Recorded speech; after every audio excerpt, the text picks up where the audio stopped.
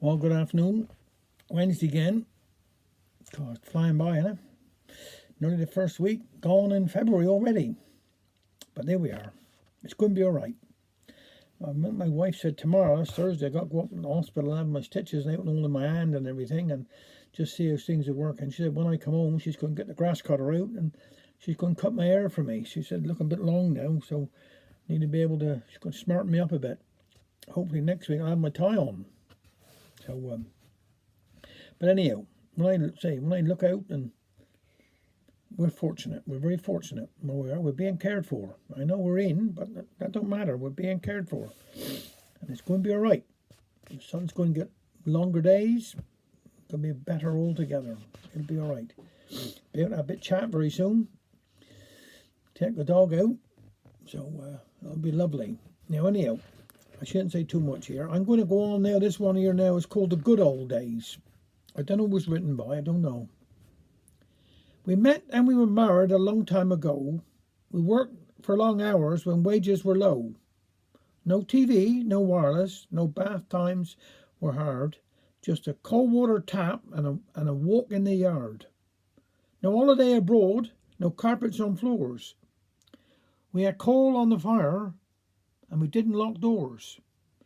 Our children arrived, no pill in those days, and we brought them up without any state aid.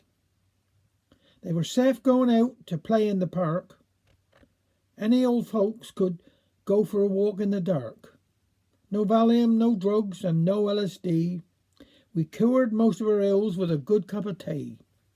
No vandals, no muggins, there was nothing to rob. We felt we were rich with a couple of bob.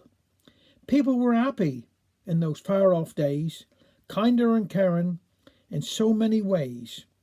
Milkman and Pepperboy would whistle and sing. A night at the pictures was our own one mad fling. We all got our share of troubles and strife.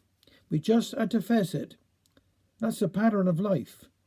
Now I'm alone and I look back through the years. I don't think of the bad times, trouble and tears. I remember the blessings, our home and our love, and that we shared them together. I thank God above. And that is true. That is true. No doubt about that. Let's just think of the good times. We all have bad times. Even me. We all have bad times.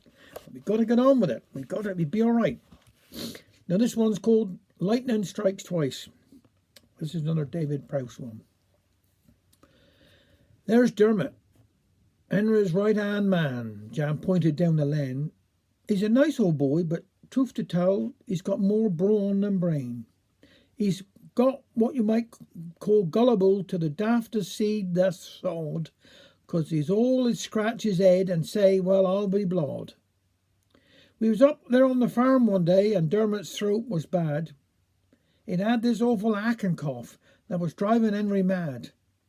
He said, Dermot, you're as cheering as a undertaker's clerk. I've tried all sorts, old Dermot said, but nothing seems to work. 'Tis my bronchioles, the doctor said. Me chest is like a drum.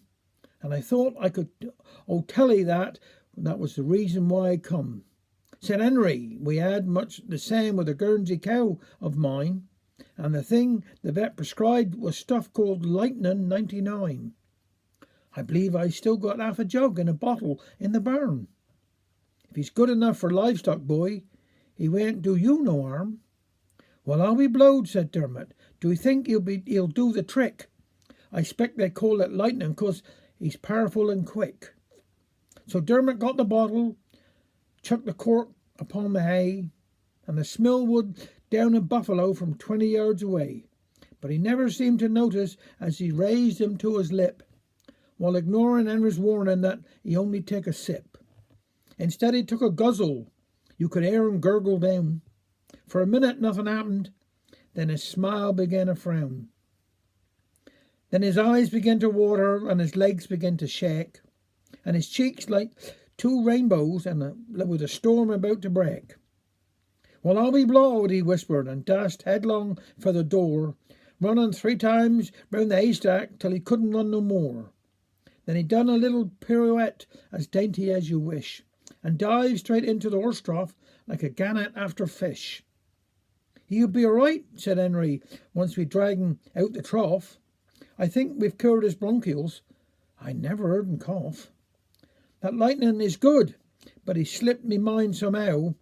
Now I come to think about it, the same thing happened with a cow. Thanks very much. Just take care.